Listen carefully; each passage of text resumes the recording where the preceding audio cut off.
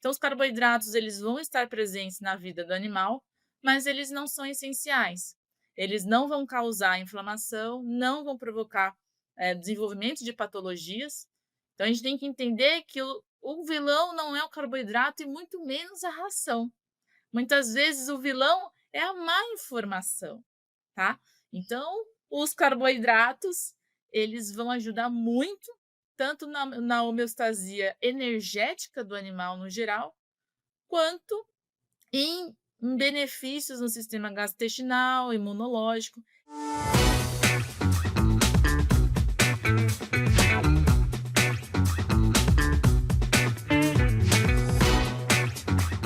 Olá, pessoal! Sejam bem-vindos a mais um episódio do Pet Food Podcast. E no episódio de hoje, vamos falar sobre um assunto que gera bastante discussão no mundo da nutrição pet: carboidratos na alimentação dos gatos. Será que os felinos realmente precisam de carboidratos? E como que isso afeta a saúde deles a longo prazo? Então, hoje a gente vai descobrir as respostas dessas perguntas. Apresentando hoje a nossa convidada é a doutora Mariana Perini, zootecnista, mestre e doutora formada pela USP, com ênfase em nutrição de cães e gatos. Possui MBA em marketing pela Exalc e está finalizando seu MBA em mercado pet pela USP. Ela é a primeira nutricionista especializada em gatos no Brasil, atuando em empresa natural do gato e clínicas parceiras em São Paulo e Goiânia. Além dos seus atendimentos, ela é docente em faculdades particulares de graduação e pós-graduação. Mariana, seja muito bem-vinda. É uma honra ter você aqui com a gente nesse episódio. E eu tenho certeza que a nossa conversa aí vai render muita coisa. Obrigada, Lu. Obrigada, pessoal. Bom, prazer estar aqui, imenso, e falando aí de um tema super polêmico. Então, bora lá. Então, Mariana, para a gente começar, duas perguntas super importantes. Como que os gatos metabolizam carboidratos em comparação com cães e também outros animais? E será que essa metabolização ela é eficiente a ponto dos gatos conseguirem aproveitar bem os carboidratos? Perfeito, Lu. É uma pergunta aí que muitas pessoas têm aí uma dificuldade, né? Principalmente os tutores. Então, para você que está nos assistindo, espero que te ajude a entender um pouquinho do metabolismo dos carboidratos na nutrição dos felinos. Então, os gatos, eles sim metabolizam, tá? Existe uma diferença entre os cães, que eu vou falar agora para vocês. E a gente depois vai falar qual é esse teor de aproveitamento. Então, os gatos, eles não têm, né, a glucoquinase, que é uma enzima que vai ajudar na fosforilação aí da glicose dentro das células, mas existe, até por conta de uma evolução, na domesticação, né, uma evolução na alimentação desses animais, eles possuem a exoquinase, que é uma outra enzima, que vai ajudar nessa fosforilação da glicose. Então eles conseguem sim aproveitar esse carboidrato, tá? Esse carboidrato, ele é altamente digestível, né, digerível no organismo desse animal, ou seja, o animal ele consegue aproveitar os carboidratos da dieta, tá? Lembrando que existem diferenças de classificação de carboidratos, mas os carboidratos complexos, eles são totalmente digeridos, tá? Aproveitados, você tem aí um aproveitamento cerca de 95 até 99%, com os artigos científicos trazendo esse conteúdo para nós. Então, sim, os gatos metabolizam muito bem, apesar aí dessa diferença, né, em comparação aos cães, mas eles apresentam esse super aproveitamento dos carboidratos.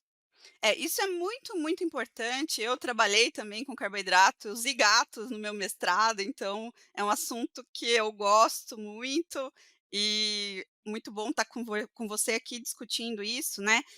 Essa diferença de metabolismo, eu acho que é importante reforçar, você já falou isso, mas reforçando que a digestibilidade dos carboidratos pelos gatos, ela é acima de 90%, ou seja, muito alta, né, não temos aí grandes problemas, desde que esse carboidrato esteja bem cozido, lembrando que carboidrato cru né, o amido cru não é digerido ou muito pouco digerido, mas desde que ele esteja cozido, ele é muito bem digerido.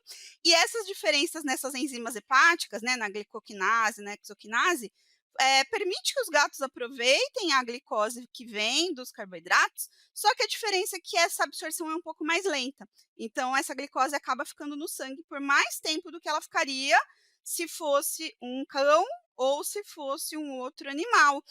E outra pontuação que eu acho que é legal a gente deixar aqui, né, Mari, falando que o cachorro, os cães, apesar de serem carnívoros, né, eles não são carnívoros estritos. E a metabolização do carboidrato pelos cães, ela é muito mais parecida com a de humanos do que de gatos. Então, não estamos falando que cães são onívoros, mas eles estão muito mais adaptados a uma dieta onívora e por conta disso, o metabolismo de carboidratos deles é muito mais parecido com cão do que com gato, né. Exatamente, exatamente isso.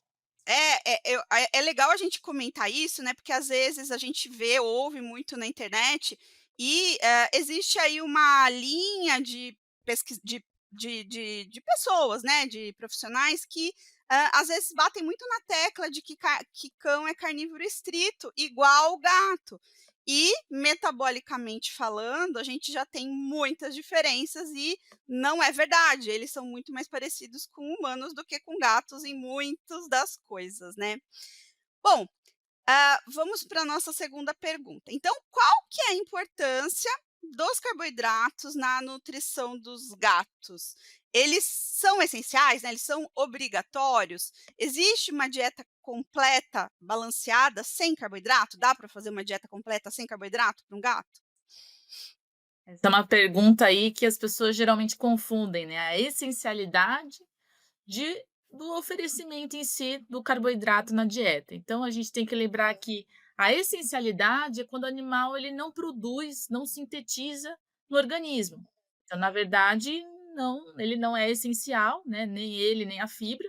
A gente sabe que toda fibra é um carboidrato.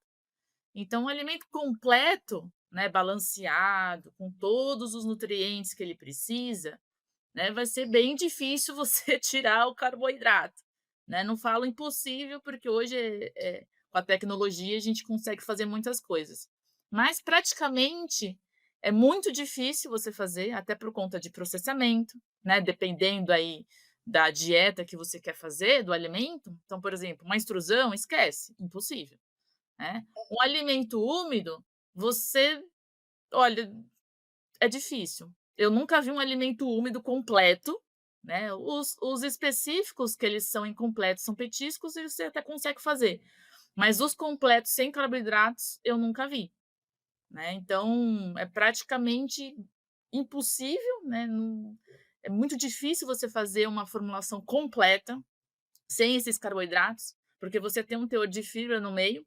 Então, existem vários tipos de carboidratos hoje. O carboidrato que a gente mais utiliza na alimentação de felinos são os complexos, né? Que aí você tem prebióticos, você vai ter fibras funcionais, como por exemplo psyllium, extrato de malte, celulose. Então, esses carboidratos complexos, eles vão ter uma funcionalidade no organismo do animal. Então, trazendo aí uma redução de acúmulos de bolas de pelos, né, que são os tricobenzoares, vai ajudar na motilidade gastrointestinal, no esvaziamento, na saciedade. Então, o que que acontece? As pessoas esquecem que todas as fibras elas são carboidratos, né? Então a gente tem que lembrar esse ponto. O que que as pessoas pensam, né, os tutores principalmente, que o carboidrato é só açúcar, né? Então são os carboidratos simples, então aquela glicose, a frutose, a galactose. Então a gente nem usa praticamente isso na alimentação de cães e gatos, principalmente dos felinos. Então o que a gente vai usar mais, né, são os complexos que vão trazer essa carga, para o trato gastrointestinal. Alguns ainda são imunomoduladores, né, como os beta-glucanos, que fazem parte aí dos prebióticos. É. As pessoas, confundem, né, o que que é essencial com o que é funcional, né. Então carboidratos, seja fibra, seja amido, eles não são essenciais, ou seja, não existe deficiência, porque, o animal consegue produzir, através glicose, através de proteína, através de gordura, se ele não está recebendo carboidrato. Mas o carboidrato, seja a fibra, seja o amido, ele tem funcionalidade. As fibras por questões aí digestivas, várias, e o amido por muito pela questão do processo, né, que dependendo aí que hoje aqui no mundo, o principal tipo de ração é ração extrusada, e a ração extrusada precisa ter um pouco de carboidrato, porque senão a bolinha da ração ela não é formada por conta do processo, né. Então isso é uma grande uma importância para o processo e não apenas pela questão alimentar. Eh, e aí, será que a gente oferecer dietas ricas em carboidratos faz mal para gatos, né, que justamente são carnívoros estritos, mas domésticos? E mais do que isso, né, será que hoje muita gente ouve muitas pessoas falarem aí que o consumo de carboidratos, ele pode causar inflamação e causar o aparecimento de doenças como câncer, diabetes, pancreatite, obesidade, entre outras coisas, né. Eu acho que talvez essa seja a pergunta mais polêmica que a gente escuta na internet atualmente. Exatamente, é o que muita gente vem falar para mim e eu acho ótimo essa discussão, porque as pessoas estão cada vez mais se preocupando com a nutrição do seu gato. E elas precisam desse conteúdo de uma forma simples, né? Porque existem muitos termos, às vezes as pessoas não entendem. Então aqui a gente está aqui discutindo para ajudar essas pessoas. Então, o carboidrato em níveis elevados na dieta não provoca nenhuma alteração no animal. O que que vai acontecer? Ah, Mari, mas a dieta para animais diabéticos tem ali um teor de carboidrato reduzido. A gente tem que colocar uma vírgula aí nessa frase. Por quê? Por que que o teor é reduzido? Na verdade, não é só o teor, né? Às vezes é uma redução mínima aí de 2, 3%, mas a questão é a alteração do tipo de carboidrato. Então, para animais diabéticos, você vai precisar de um carboidrato, de um amido, que precisa ter uma constância ali no pico na taxa de glicose. A gente não pode ter vários picos, né, porque o pico da glicose ele acompanha, né, junto com o pico da insulina, pós-prandial, ou seja, após a alimentação. Então, você precisa ter uma constância para modular, né, essa taxa de glicose com a insulina, para evitar, né, algumas alterações nos diabéticos. Então, as dietas, elas podem ser aí ter um equilíbrio ricas em carboidratos e proteínas, não tem problema nenhum, não vai causar inflamação. Na verdade, a inflamação é um processo no sistema imunológico e isso está mais ligado, às vezes, à exposição do animal, né, quando filhote, até a parte de infecção bacteriana, o que que ele teve ali de exposição na fase de neonato, de filhote. Não ao alimento em si, né, a alimentação desse filhote, câncer, gente, câncer, nem nós humanos sabemos a causa principal. Então essas doenças, elas são multissistêmicas e multifatoriais, ou seja, você tem aí, causas não tão elucidadas, a gente não conhece a causa específica, mas o que a gente pode falar é que o estresse, a ansiedade, ela promove aí alterações metabólicas. E eu vou dizer mais uma coisa, o carboidrato em si, ele tem uma função muito importante que poucos sabem, né, que é a questão do quê? Ele promover a homeostase energética no cérebro. Então, lá os gatos, vamos voltar um pouquinho lá nos gatos selvagens, né, na ancestralidade.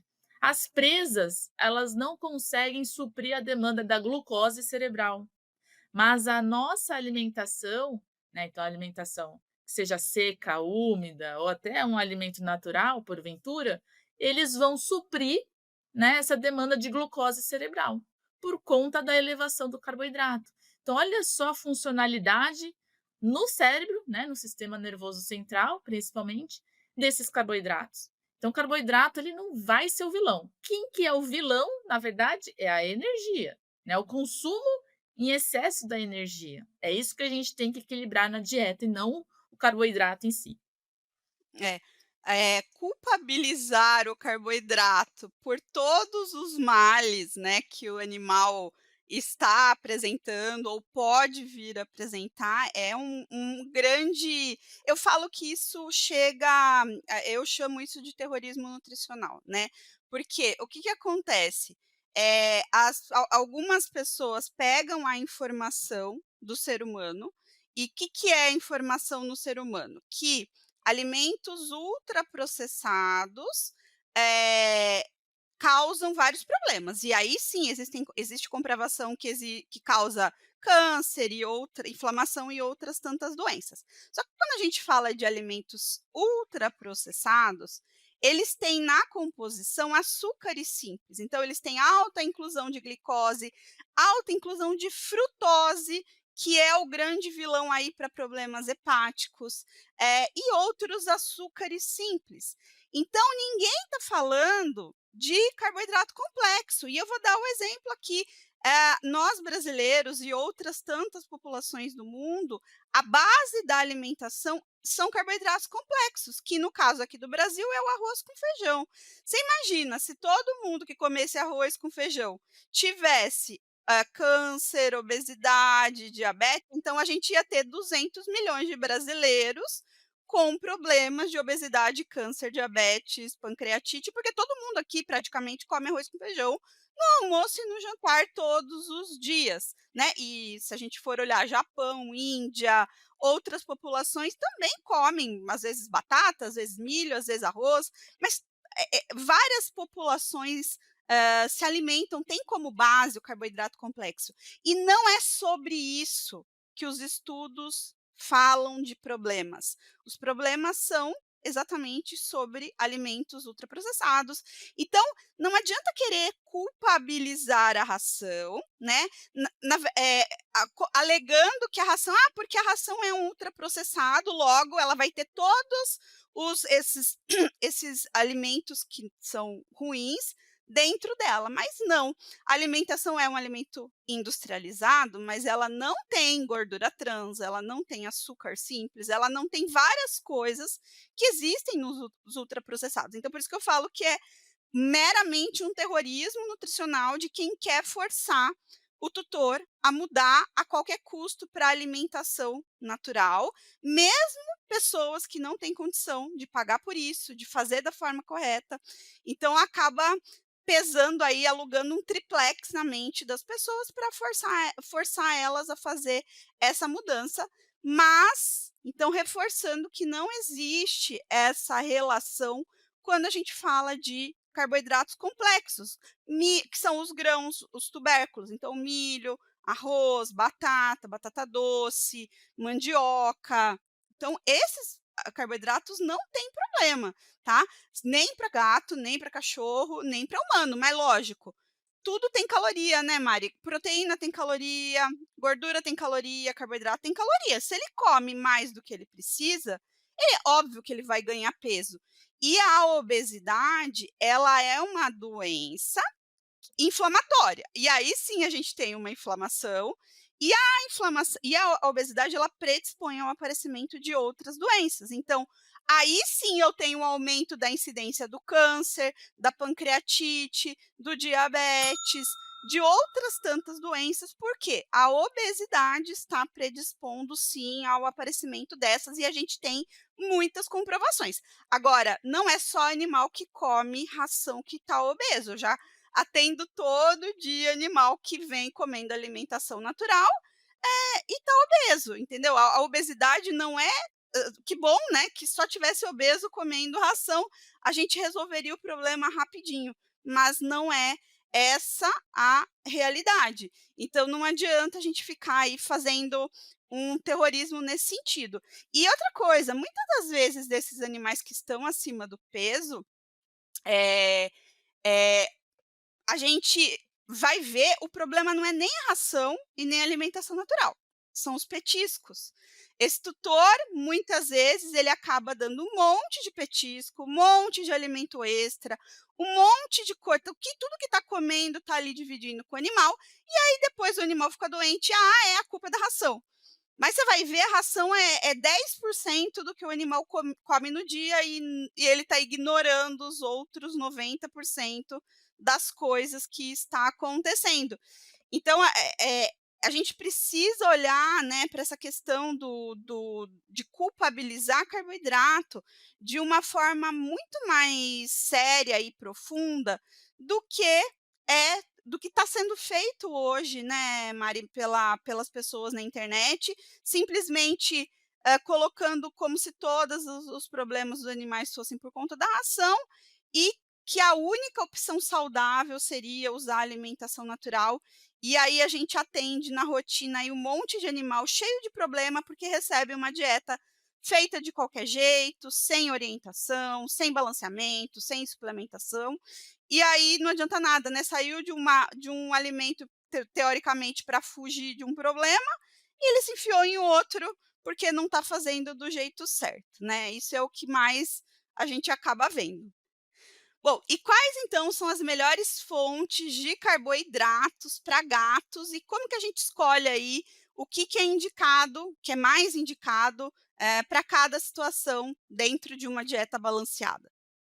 Então é uma pergunta bem recorrente, né, eu geralmente gosto de trabalhar com uma dieta mais individualizada para, né, trazer uma pontualidade para cada indivíduo, mas no geral a gente tem diversos amidos, né, arroz, sorgo, tem alguns carboidratos que vão trazer, uma alteração, né, dessa glicose, dessa insulina, por exemplo, lentilha, ervilha, tem um pouquinho de fibra ali, tem um pouquinho de carboidrato aqui, então às vezes o alimento, ele não vai ser só carboidrato, ele pode trazer também outros nutrientes, né, às vezes até nutrientes essenciais para a dieta.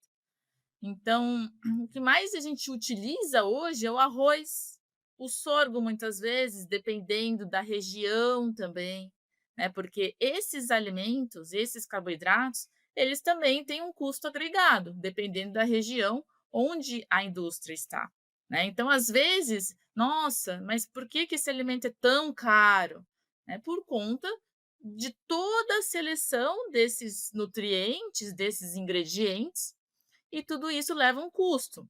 Então, às vezes, a pessoa fala: "Nossa, eu vou oferecer um alimento, né, mais natural, uma ração com uma pegada mais natural", mas quer pagar o preço de um alimento econômico, né, de um alimento mais É. barato, inferior, então não condiz.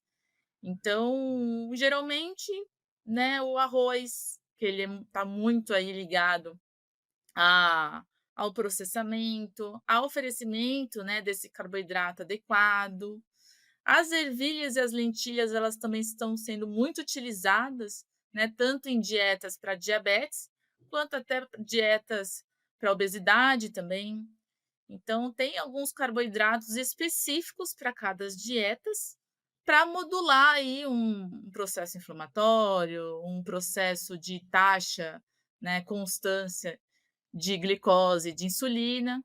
Então acredito que você tem que estudar um pouquinho, né, alguns alimentos, alguns ingredientes, para tentar entender qual carboidrato se encaixa em cada ocasião. Mas no geral são esses ingredientes e eles são funcionais muitas vezes.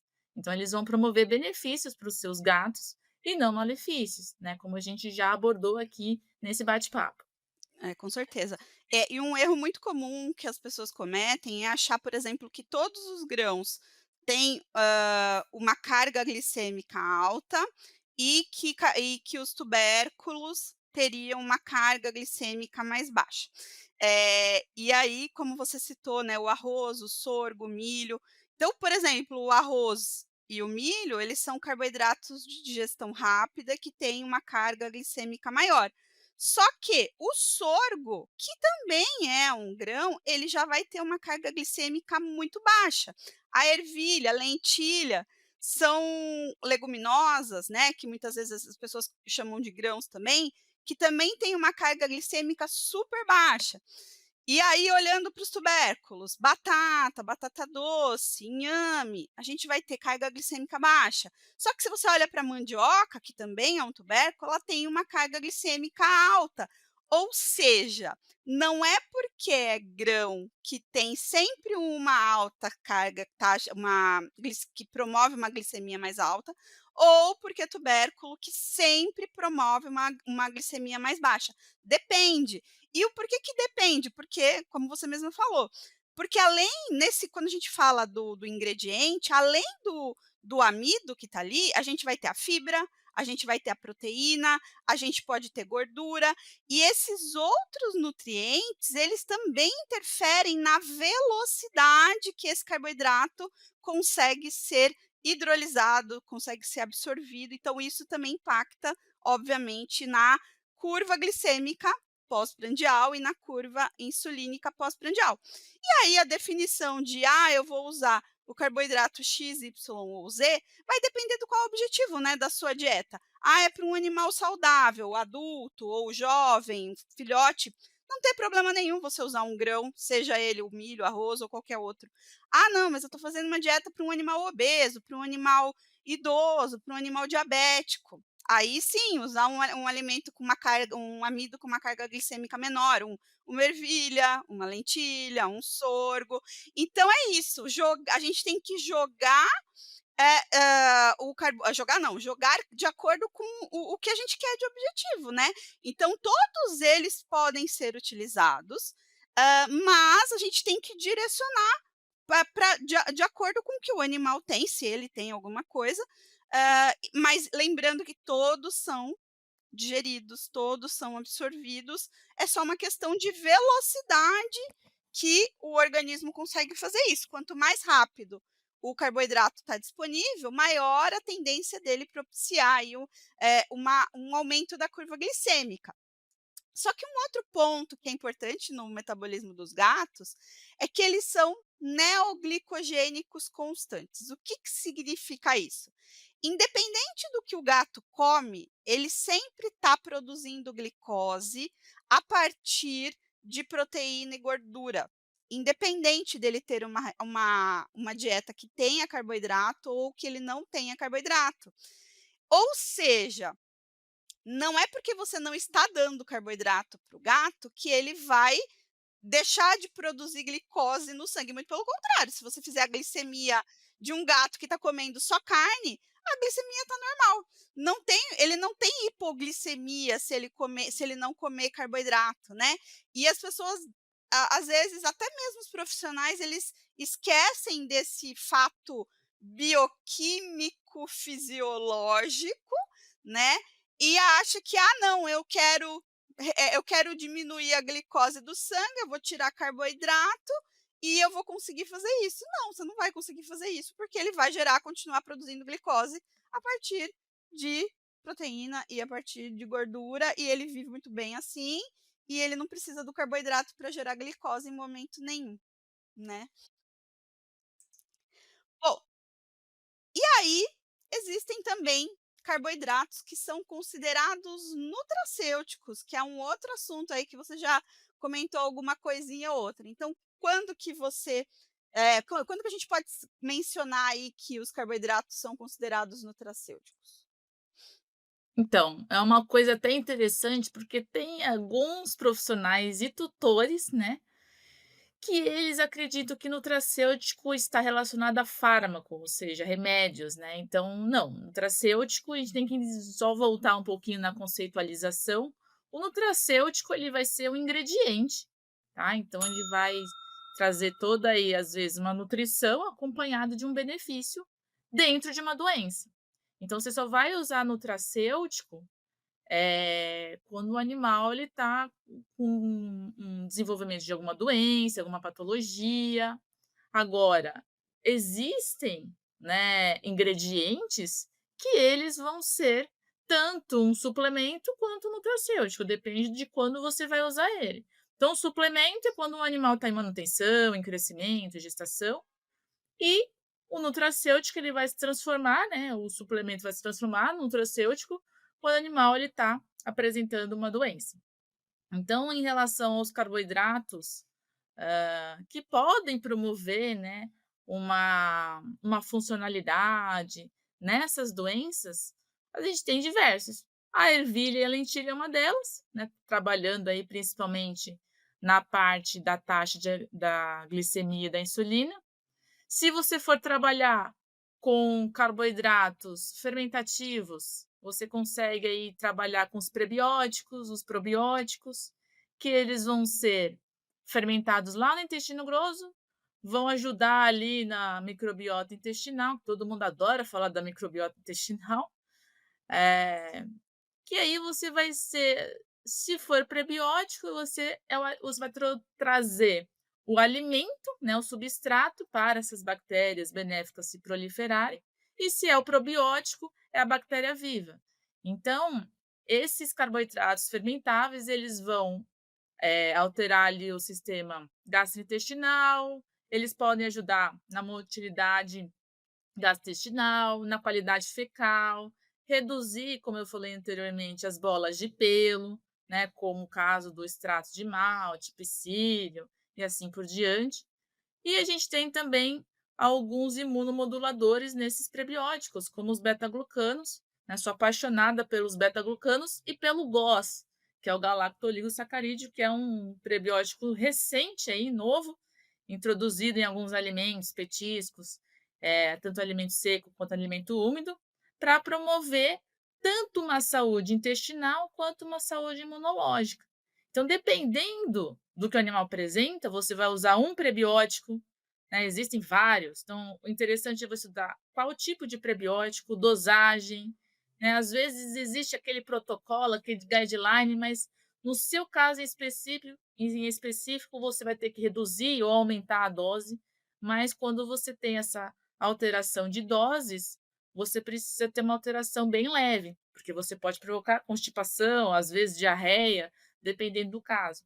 Então, existem nutracêuticos e nutracêuticos para cada patologia, né. Então, o carboidrato ele pode ajudar muito nessas patologias, juntamente com outros nutracêuticos. É. É, eu acho que é o grande papel de carboidratos, e aí entra tanto pode entrar tanto o amido quanto a fibra, né, eles podem ter esse papel de prebiótico.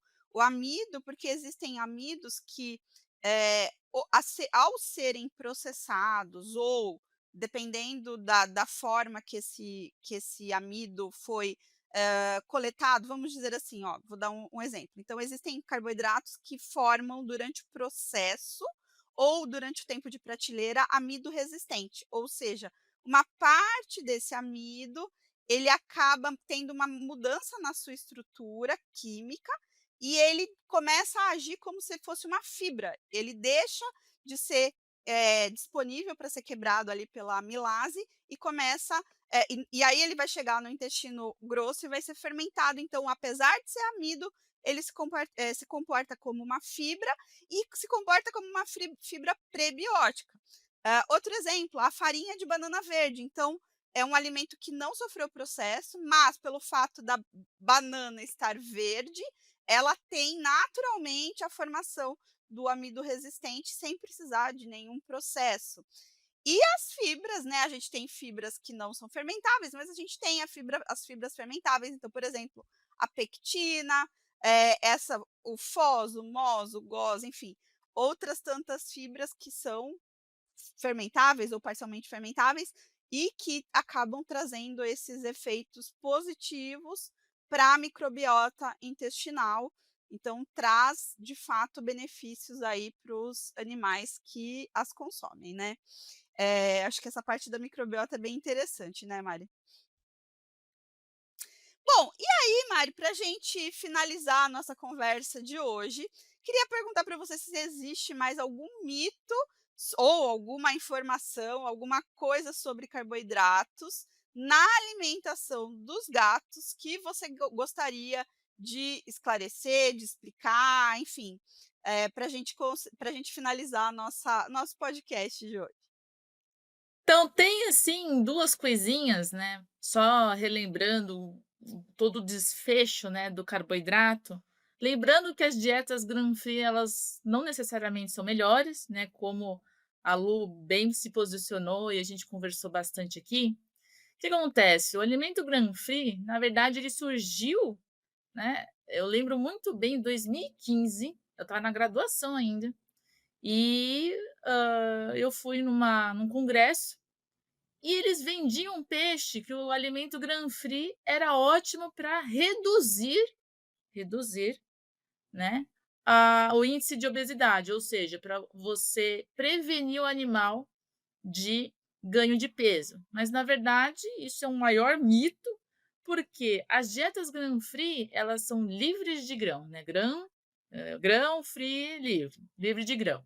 Mas o grão, como já dito anteriormente, ele pode ser um carboidrato, né, um amido de alta potência aí, até para modulação da glicose e da insulina.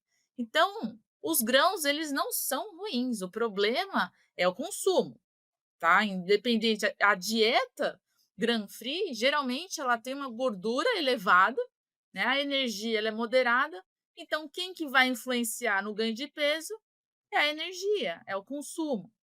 Então, as dietas grain-free não tem problema nenhum você oferecer grãos ou não pro gato em si, tá. Então, o que que vai influenciar na alimentação do animal, na nutrição, é a dieta que você está oferecendo, né.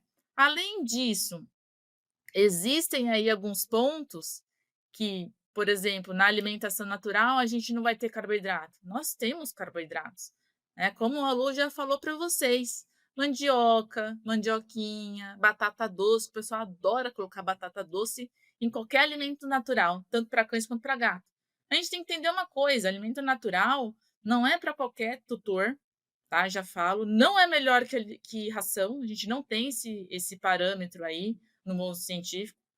A alimentação natural, a gente confunde um pouco com alimentação saudável. O que que é saudável? A gente precisa avaliar parâmetros a longo prazo. Não é um mês, não é um ano, não são 2 anos, é a vida inteira do animal. Então eu preciso ter essa comparação. Então os carboidratos, eles vão estar presentes na vida do animal, mas eles não são essenciais. Eles não vão causar inflamação, não vão provocar, desenvolvimento de patologias. Então a gente tem que entender que o vilão não é o carboidrato e muito menos a ração. Muitas vezes o vilão é a má informação, tá? Então, os carboidratos, eles vão ajudar muito, tanto na homeostasia energética do animal no geral, quanto em benefícios no sistema gastrointestinal, imunológico. Eu sempre friso esses 2 pontos, até para você ter uma noção do do da de qual é a função do carboidrato na dieta em gatos, tá. E outra coisa, só para fechar aí com chave de ouro, os carboidratos eles estão presentes no leite, tá. Então o gato, ele é acostumado desde a fase de neonato a receber aí uma porção elevada, ok, uma porção reduzida, perdão, mas ele tem essa ingestão desde filhote. Então os gatos eles estão acostumados sim a receber uma porcentagem menor de carboidratos, mas eles recebem. Às vezes carboidratos simples, né, como no leite, ali a gente vai ter a lactose, glucose, frutose, bem como nas presas desses animais. Se a gente está falando de um animal ali feral ou semiferal que vive em condição de rua, né, ou em condição de mata. As presas têm ali, né, porque elas ingerem muito carboidrato, apesar do carboidrato estar ali totalmente digerido, eles têm uma ingestão. Então o carboidrato sempre fez parte da vida do felino, ele não vai contribuir para o desenvolvimento, tá, de nenhuma doença, de nenhuma inflamação. Então, o carboidrato muitas vezes pode salvar até o seu gato de algumas alterações. É, com certeza. Eu acho que as pessoas confundem o grão free com o carbo free. Ter grãos, ser um alimento grão free não significa que ele não tem carboidrato, significa apenas que esse carboidrato está vindo de tubérculos e não de grãos. Eles normalmente têm a mesma quantidade de carboidrato que um alimento convencional. Então esse é o primeiro ponto, né, Mari, que eu acho que é sempre bom lembrar, porque as pessoas confundem isso. E um segundo ponto que você, falou aqui, mesmo na natureza não existe alimentação zero carb para um carnívoro, porque ainda que ele se alimente exclusivamente de presas, essa presa tem carboidrato no corpo, seja o glicogênio, que está no músculo, no fígado, seja o conteúdo intestinal, estomacal dessas presas que os animais acabam consumindo também. Muitas dessas presas, consomem carboidratos, muitas são herbívoras, então também consomem fibras quando consomem a parte intestinal dessas presas, né. E tá tudo certo, os gatos têm habilidade de lidar com isso, sem grandes problemas e não precisa dessa loucura, né, Mari, de zero carb, porque isso não é compatível, não existe no mundo na vida real, mesmo na natureza. Exatamente, Lu, e uma coisa, só um comentário, já vi inclusive em alguns alimentos úmidos enlatados importados, estava escrito assim: "Potato free", falei: "Agora é a vez da batata, coitada". Então cada hora é alguma coisa, é low carb, é grain free, é potato free, então potato, batata, né, livre de batata. Eu já vi o no pea, que é sem ervilha, sem lentilha, sem cara, é tipo assim, sem nada, né, sem é carne pura, é isso aí mesmo, infelizmente. Mari, gostaria muito de agradecer a sua participação. Foi muito bom poder conversar com você. É um prazer. Vou aqui falar só rapidinho, antes de eu passar para você, para a gente terminar. Reforçar aqui que vamos ter o Pet Food Podcast. A gente está em produção acelerada. Eu e os outros hosts estamos fazendo várias gravações, então vocês podem esperar sempre aí semanalmente novos episódios. Convido então vocês a participar, ouvir, seguir, compartilhar o Pet Food Podcast e agradecer muito a audiência de todo mundo e principalmente a participação da Mariana hoje. Obrigada, Lu, muito obrigada. Sempre é bom conversar, a gente sempre aprende mais e mais. Agradeço muito o convite, obrigada a todos os ouvintes e até uma próxima. Até, gente. Obrigada.